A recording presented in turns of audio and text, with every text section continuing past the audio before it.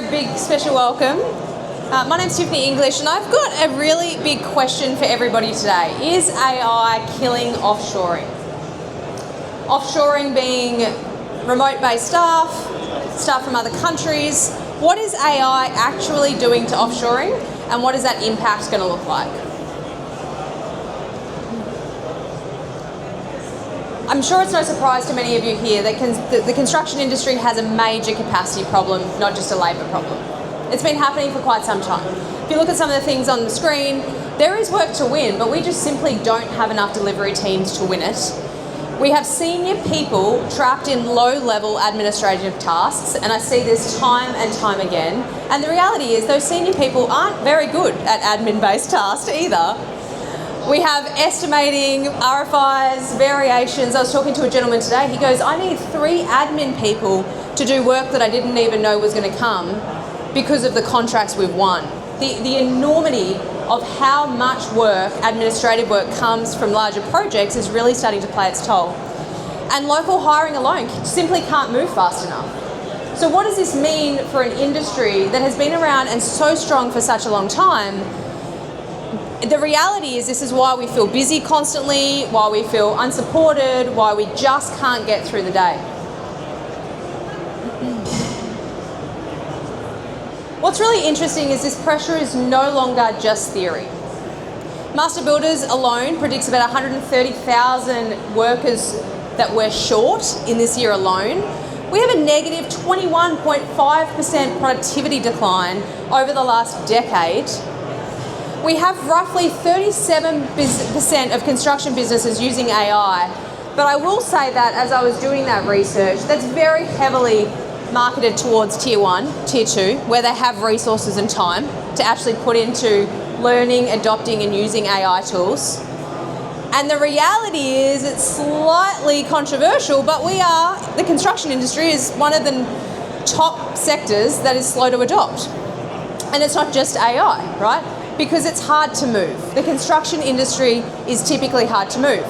So if all of a sudden we have a workforce shortage, we have productivity under enormous pressure, we have now this whole world of AI adoption and governance is lagging, we're going to have a bit of a pressure point.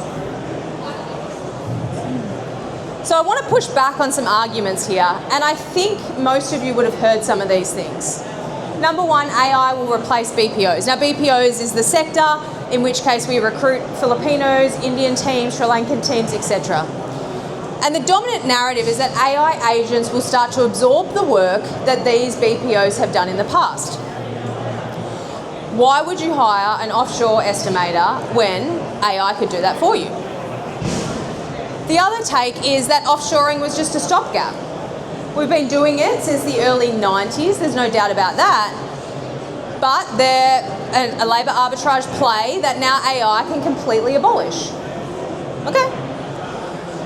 Or construction is next. The prediction is that every white-collar construction task that you guys see will be completely removed, like a magical fairy, out of the construction space, which I'm sure most of us are wishing and hoping for. And every part of this has some partial trueness to it, right? Every part of it does, because as the world evolves, so too do we. But every part of this also misses what actually happens in the construction business. Because let me tell you, how much easier is it for an AI consultant to tell you to use AI tools than it is to actually use AI tools? Not to mention the adoption that you've got of your team. So who am I? Why am I talking about this? My name is Tiffany English. I've spent my career in the construction industry. In fact, we had a HVAC business growing up and the rule was by the age of 10 I had to be able to install an air conditioner completely unattended. I spent a lot of my 20s in the Pilbara working with companies like Rio Tinto, replacing major sewer mains, built risk management apps for a lot of the big Tier 1 players. And then I moved into change management because I loved being able to walk into a business and see areas that we could improve on. But I had such an enormous background in actually understanding what happens on the ground. I've personally consulted over 400 construction businesses in the last few years alone. We've placed over 2,000 members both onshore and offshore. And now I am the founder and CEO of a company called Access Offshoring, in which case we recruit offshore. I've spent a lot of time digging into this, and we have a lot of construction clients, and so I'm really fascinated by what is happening on the ground. And one of the things I'm seeing is these are the four forces that keep coming back. Number one is capacity pressure. Everybody's feeling it. We've got more work, fewer people. People are stretched. We just cannot get through the work quick enough. We're pulling longer hours. Our teams are there longer. And probably in many cases our retention levels have dropped because we simply can't offer the same level of satisfaction as we once did. There's been a massive offshore talent shift with global construction professionals already doing the work. And I was talking to someone about this at the booth earlier, is that the concept of virtual assistants is like so 2010, guys. Like it is so long gone. And we have to start recognizing that talent, just like the people sitting in this room, exists outside of this room. And we're in this amazing time and opportunity that we can start capitalizing on that. AI acceleration, like this is a changing force that is coming quicker than we all expected. There's no doubt about it, right? I'm spending weekends and nights just trying to get ahead of it, and that's because I have some extra capacity. But the reality is tools are entering the market faster than policies, and businesses can't keep up. I talk to my clients and I say, are you guys using tools? The answer is always yes. Do you know what tools your team are using? The answer is always, probably not. Do you know what data they're putting into those tools? Is that absolutely not, I've got no idea, right? So the AI tools are accelerating, but the governance is lacking. And this one is one of my favorites, change fatigue. Who's just exhausted? Who's exhausted by the constant need to change, to build different, to build better, to implement systems, to hire different people? The list goes on, and unfortunately you guys in construction get the heat of it most of the time. And so if we look at this as the main things that are driving the change, what are the capacity levers that we actually can pull right now? Now my favorite one is actually local experts. I just am on a personal mission that we do absolutely, with everything we have, need to protect judgment, relationships and risk decisions. And there are too many experienced, educated, particularly men in the industry, that are spending all of their time doing the wrong things. And so how do we go about putting these senior people in positions and just basically with capacity to make better decisions? We then have the ability to add capacity using offshore construction professionals. I said gone are the days of VAs, and I'm going to walk you through what some of those roles will look like. And finally, we have the ability to multiply output. And this is what I want you guys to think about when we think about AI. I use this really simple analogy when I talk to my team about AI. I need you to know what you're talking about, because you're responsible for the first 10% and the last 10%. If you don't prompt your AI tools effectively, that 80% is going to be absolute junk. And if you're not able to quality control the 10% output, then again, we're going to be dealing with incorrect information. And so we can't just use AI to remove the skill, the capability. We actually have to utilize it in a way that amplifies the output that we're able to achieve. That is the pure use of AI. The Philippines, is small, and I'm talking about the Philippines because that's where I'm spending most of my time at the moment. But this whole concept of virtual assistants and admins, as I've alluded to, is gone. Construction businesses are already running extremely technical, project-based finance roles, engineers, CAD designers, you name it, we've got them. They exist. We just haven't been recruiting for them yet. There's this whole concept that we go offshore to utilize cost savings, but we have to get beyond that. That is obviously a really big advantage. But the real advantage is our ability to capitalize on populations outside of Australia with skills we just simply can't get here quick enough. So I wanted to throw this up. Please feel free to take a photo because there's a lot of text on this page. But these are just some of the roles that we're recruiting for in the Philippines at the moment for our construction businesses. This list goes on. And I'm talking, these roles have 10, 15 years experience, many in Australian businesses. So if you were to ask me, is AI killing offshoring? My statement back to you would be, AI is killing dumb offshoring. Gone are the days where we're just offshoring base level administrative tasks, and gone are the days that we should be doing base level administrative tasks locally either. We need to start elevating the skills, the roles, and the experience that we're getting from these markets. So again, for many of you who are a little more tangible, I wanted to show you from a workflow perspective rather than a job title perspective, the sorts of things that you can get. Now, from this perspective, you can start to see that we're talking about people with experience. Someone straight out of university isn't capable of doing these sorts of tasks to the degree and quality that you would get. But when the work is clear, the role is easier to recruit, train, govern, and measure, and that's what it's all about. But the reality is offshore does fail, and it fails a lot of the time. And I tend to be the one that gets a phone call that says, Tiff, I've tried offshoring 3, 4, 5 times, and it was terrible, and I'm not doing that again until I start breaking down some of those layers and understanding actually what went wrong. And absolutely, when things are not done well, things don't go to plan.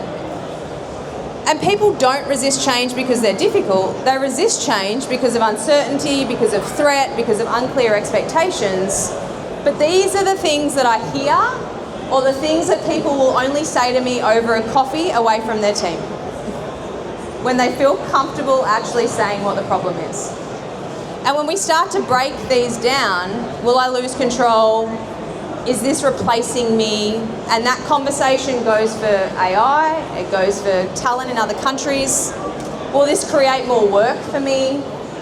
Is AI making my role unsafe? All of these elements are factors that we need to consider, and they're all part of the change management process. So offshoring, AI adoption, those things themselves aren't hard. What's hard is the change management behind it. How do we get adoption in a way that is actually going to benefit our organisation? I've spent a lot of years working across teams, and one of the things that I have identified the most is that there's a huge barrier to what actually happens culturally. And this happens on the ground as well.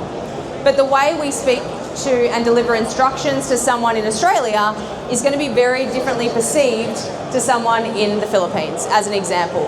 And so after about 17 years of work, I've developed what I refer to as APOS, or the AUPH operating system, which starts to tie together how we can actually get different cultures working together and hearing the same thing. Because this is one of the biggest barriers. Who here, can I see a show of hands, who has recruited in other countries before? Philippines, India, Sri Lanka. How many times have you given a task and you've gone, that is nothing like what I asked for, that is not what I wanted? It does happen in Australia, you're right. Or how many times have you gone, damn, I just want you to show some initiative, like we talked about this last week, can you just follow through? Well, there's so many aspects to that most of the time come from a cultural difference. The Philippines, as an example, is a very high context culture. They want as much information as humanly possible, and if they don't have enough, they're going to read your sentence verbatim and deliver on that sentence verbatim. That's exactly what happens. When we want initiative, they're waiting for you to make decisions because there's a power distance. The Philippines' power distance is high, Australia's is low. So all of these elements start to play out in the offshoring world that then all of a sudden turn into what looks like performance issues. I'll just leave this on the screen quickly and get you guys to take a photo of it. I don't want to spend much time on it, but this is part of our alignment dials and something that we have developed to help organisations really fine-tune the behaviours, the discussions, the way that we communicate, the way that we lead, to actually get your team working in a way that makes sense.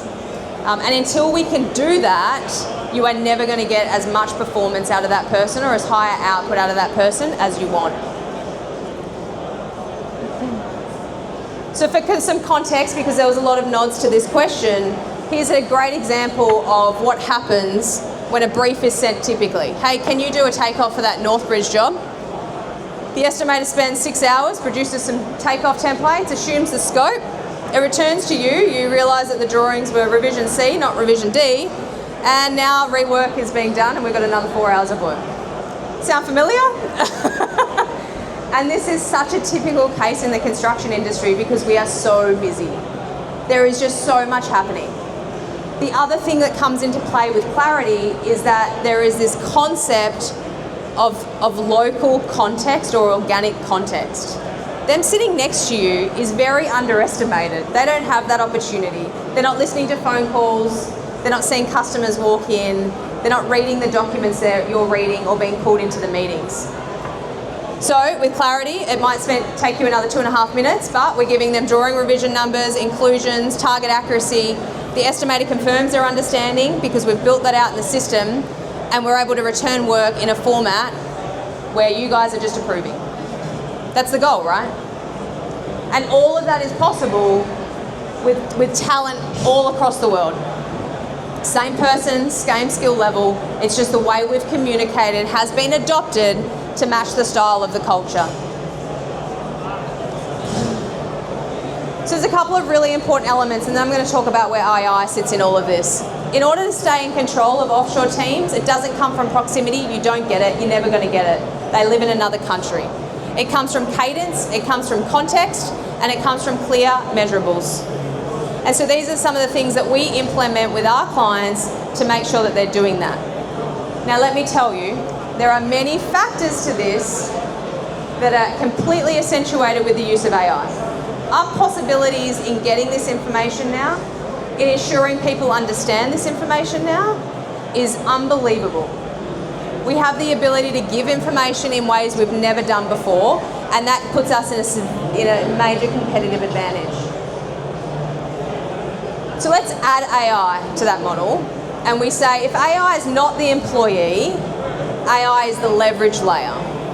Because if you remember what I spoke about earlier, when we're doing anything in AI, we need 10% in terms of what is injected into the AI tool, and we need 10% judgment at the other side.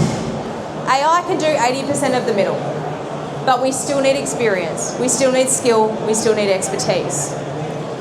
So if we need construction judgment, we need business context, and we need business management, then how do these two worlds collide? Now, to go back to my earlier point, is AI killing offshore? Yes, in many cases, for base level roles, it is, and it should be. But when you start looking at offshoring in a different context, with the right people, recruiting skilled, technical individuals, then the game starts to change. And this image is courtesy of AI, as you'd expect. I didn't draw that up overnight. Seconds to produce. So can I see a show of hands? Who has used one of these apps? Put your hand up. Okay, 2, keep your hand up. 3, some of you like, what the hell are those logos? All right, and who knows if any of your team are using any of these apps? Yeah? All of them, right? Tapping into them, trying them out, downloading new tools, increasing that subscription bill like we all love. But what's really interesting about this is depending on the email exchange you're using, you're already paying for some of these tools, right? So these are already included in a lot of the subscriptions we're already paying for. But whenever I show these logos, everyone's like, oh, what is that? What is that tool again? The one I do want to showcase you all, this isn't an AI talk, but this one here is called Whisperflow, and it is a game changer. You just talk, and it's not talk to text, it's like 1,000 times better than that. It puts it all into dot points, paragraphs, sentences. I talked about 6,500 words on Monday, and the quantity that I can produce with Whisperflow, highly recommend it. But the reality is these tools are coming at us faster than we can imagine. Like, I read an article the other day that said the number of new AI tools coming out is like now in the minutes. That's how quick this is adopting, and they're just the ones we know about. What we also don't have full visibility over is what tools are our team using.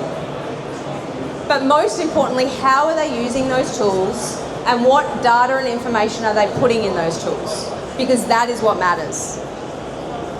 Now, there's different accounts with AI. There are enterprise accounts that protect you, but the individual accounts, they don't have those sorts of security controls that many of you would be after.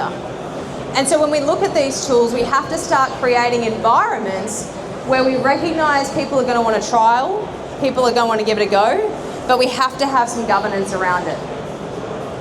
And just in case AI wasn't moving faster enough, then I'm going to add something else to your plate and call it governance.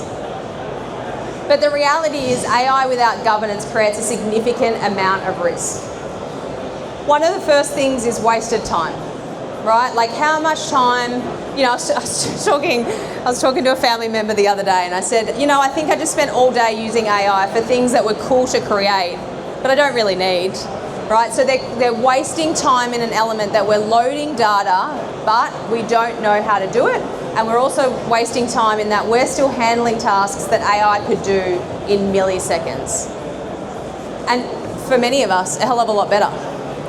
We have a data risk. So in your instance, things like tender pricing, client data and pricing, contracts, drawings, how risky are those documents in terms of what we're loading into these AI tools?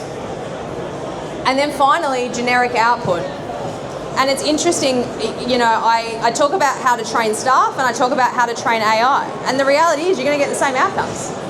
If I tell my 17-year-old son to do something with one line, I'm probably going to get the same outcome in an AI tool as I have with what I've told him. The more context that I can give it, the more information about my business that I can give it, just naturally the tool is going to provide more information. So you're right, with a couple of sentences, AI will start to produce pretty poor level quality. But actually, if you spend 5, 10, 15 minutes prepping it with the right information and the right documents, then we're no longer going to get this generic output. The answer is, how do we now get to a point where we don't go, this is too hard. Like, I'm stopping all AI, too hard, I don't know what people are using, I don't know what people are uploading. We just have to put some guardrails around it. If anyone wants access to an AI policy template that I've created, please come see me after the break because I'm happy to share it. So one of the things that we've been looking at is how do we get to this point? Now, whether people hire through us or people hire themselves, I think this is the next layer of where businesses need to go. Is that we need to get to a point where a big part of their onboarding is actually AI focused. Because let me explain something to you. I'm not an engineer by trade. An engineer will know far more than me about many things. He will be able to come up with far different ideas for how to utilize AI than I ever could. Agreed? So how do I give him the tools and the resources to start utilizing these tools, but with his brain? Because that's what we want. That is when AI takes us to a whole new level. Us as business owners can't be in every room every time. Us as senior leaders cannot be in every room at every time. We have to start giving some responsibility to others, but it also means that we have to train them, we have to govern them, we have to be ready to personalize it, and in some instances we should also be certifying it.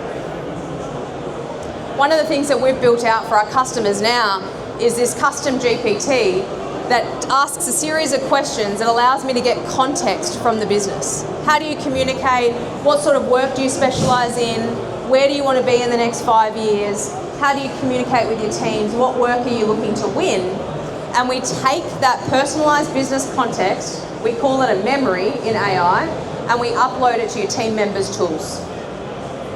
So what have you done there? You've spent maybe half an hour building a memory that is specific to your needs and your business's context, and you've provided that to every team member to use AI with context. If you take one thing away from that, go and do that. Go and chat to AI for half an hour. Ask it to interview you for the purposes of building memory and context to give to your employees as a tool. Because then we're going to stop getting generic jargon. We're going to get things that are relevant to you, to your business, and in many cases they sound like you've written them.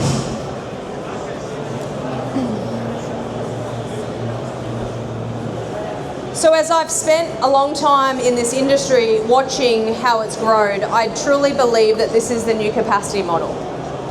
And I believe we have to start doing things a little differently and seeing the world a little differently. If all of a sudden we have the ability to hire skilled offshore talent, not virtual assistants, not basic administrations. I'm talking estimators, HR professionals, marketing coordinators, engineers, draftsmen, the list goes on. Skilled offshore talent that are bringing expertise to you and your business. We then use AI to give us speed like we've never had before. What we're able to produce now in minutes is mind-boggling. And then we put that with an operating system, in my case the Australian Philippines operating system, so that we know we're communicating in a way that people are listening. This is where winners will lie. When we combine all of these three things, we are going to get true construction businesses rise high. And lots of people will look at this and say, Tiff, I know it's a really simple slide, but that looks hard. You know, how do we do that? And how do we do that in a way we know we're doing it right? It's to surround yourself with partners. It's to spend more time in the recruitment process. One of the most critical thing that business owners miss. I just need people to do these 5 things. Just find me someone who can do these three to 5 things. That's it. That's all I want, Tiff. Well, no, it's not. Because I know this role, and I'm assuming you want this, and this as well. Oh, yeah, I forgot about that. Spend half an hour to an hour understanding what success looks like in that role. Because if you yourself don't know what success looks like in a role, you are never going to get what you need out of a person. You need to be able to define what success looks like. Then you provide them the AI tools and the guardrails around it with your business context to amplify their work. But as you do that, one disclaimer, you have to encourage your team to use them, and you have to remind them that you're doing this to accelerate the business and elevate them. The reality is people are territorial. People are scared of AI. People don't know what it's going to do to their jobs. People ask me, will AI replace people? Is that what you think? Is that really what you think, that AI will replace people? I said, no, AI won't replace people, but someone using AI is definitely going to replace you. There's not a doubt in my mind. And so we need to get teams comfortable using AI.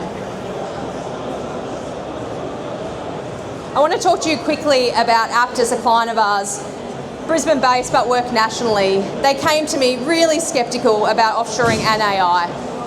Typical construction firm, very, very atypical in the way they operated on site, exactly what you'd expect a construction business to look like. And it just happened that they knew someone that knew me. And they said, Tiff, all right, how about you go to market for us for a structural engineer? They were testing me, that's all right, I don't mind a test every now and then. We came back and we presented them 3 candidates and said, this is just our first round, but they're really strong candidates. He looked at me and he said, Tiff, we'll take all 3. Within 2 months, they said, Tiff, we need another 5. Now, if you look at this from this perspective, over the course of the last 18 months, Aptus have hired 12 roles with us. Those roles alone have saved them in excess of $500,000 annually. But what it's done, more than anything, is it's also helped them their employment opportunities locally. And this is what I want to reiterate. Offshoring and AI does not mean we're decreasing jobs here. I completely think that's false. I think what it's doing is giving us the opportunity and the bandwidth to increase local opportunities like never before. We're in a day and age we can move fast. We can do things better than we ever have. And if you look at just offshoring alone, businesses that offshore increase local opportunities by 30%. Because their cost to entry is lower, they're able to get people to help quicker, they're able to elevate their local staff quicker, so more work's coming in. There is a series of layers. And now you put AI over the top of that as a leverage, it's next level. I do have to remind mainly managers of this though, because this is where we all get stuck. It is so much quicker if I just do it myself. Yes, that is true the first time. You can spend an hour doing the task yourself, or you can spend an hour showing someone else how to do it, and you never have to do that again. And that is the mindset we need to move into. So where should construction businesses start? Some of the best first moves, particularly if you're unsure, would be in these areas where they still have significant expertise in the construction space. They have come out of Australian businesses, they're skilled, they're technical, they know what they're doing. If you're ready for the next step, then we start going into these real technical roles. Finally, you start scaling once you're stable.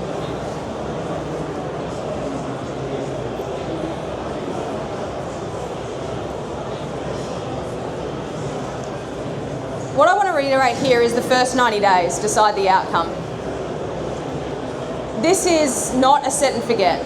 Offshoring is not set and forget. Hiring people locally is not set and forget. AI adoption is not set and forget. All of these things take time and energy. The more you put in, the more you're going to get out. That's the reality. And so what we work by is this 90-day rhythm where we're looking at clarity. And that role clarity is not just for people, that's also for AI tools. What do I need this tool doing for me?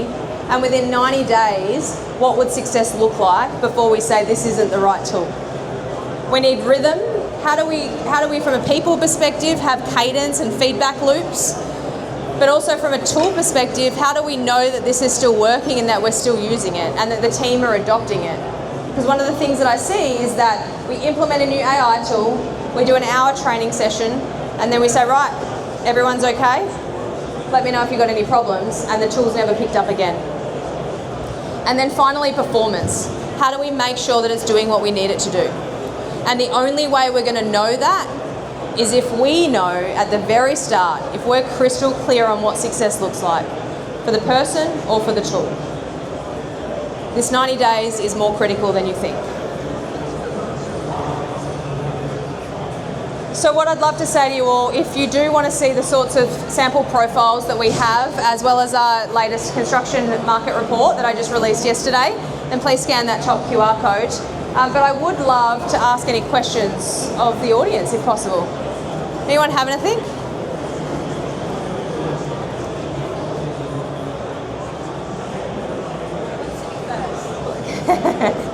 You can ask me the hard questions, I get them all.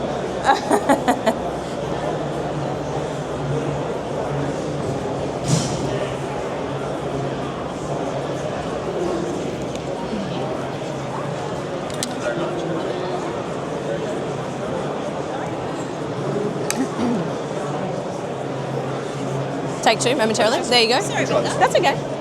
Just a question around some of the information, so things like data sovereignty, data protection. Have you run into any concerns with companies that do have those sort of policies or touch government work that creates some challenges around how you manage access to information over offshore? Yeah, totally. Great question. Thanks, Brad. So for anyone who didn't quite hear that question, data sovereignty, data protection, particularly with some bigger contracts. So a really good example I'll use is defence. Defence are really complicated, and the reality is there's certain projects that you just can't use people who aren't located onshore. Aren't located onshore. And there are many projects like that. But what's really interesting is that I've seen a massive shift in the last 2 years. And COVID was one of those reasons. So what's actually happened in this space is that we've gone from this absolutely not, has to be done onshore, we have no other choice, in fact do it from our office and we need servers and everything ready to go, to now in this era of, well actually we need more flexibility and we need access to talent. And one of the stats I put up earlier was we're in just the Master Builders reported 130,000 shortfall in construction jobs this year alone.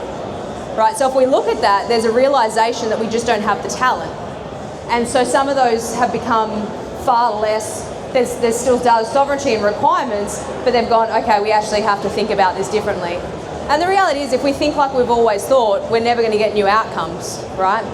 But what you do need to be careful of is your data security and making sure that whatever you have in place locally is also replicated with your offshore team. And that is one of the biggest things. And secondary to that, the governance around AI is actually probably a bigger risk right now than even your offshore teams. And so how do we control what's being put in? How do we make sure that we have the right licenses so that we aren't open to our data being used for learning and education purposes? And so I think that is really like the governance piece I'm starting to see on AI. And as I said in one of my slides, people are saying, oh, we're done, we're banning AI. You know, I live in Queensland, a lot of the Queensland government agencies are doing that. We just can't keep up, so we're just going to ban it. No one can use it. And that's a reactive measure, of course, but the reality is, as I said to you guys earlier, it's moving so quick. I put logos up on the screen, and I guarantee you there was a handful that people didn't know about. It's moving so quick and it's really hard to control. And so the governance around that initially is so important, and having your team on the same page. Talk about this often. Talk about the opportunity. Talk about how much AI can do to accelerate their outcomes, but ensure that there's a governance around it. And then, you know, the basics like non-disclosure agreements, privacy statements, making sure you're hiring through proper reputable companies. There's a lot of heat at the moment about hiring direct and as independent contractors rather than employees. You are not protected by that. Sham contracting still exists, whether they're here or offshore. If you do not have them hired under a company, a company in the country in which they're located, you have no jurisdiction. And so you really do start opening yourselves up even further. Yeah. You got it?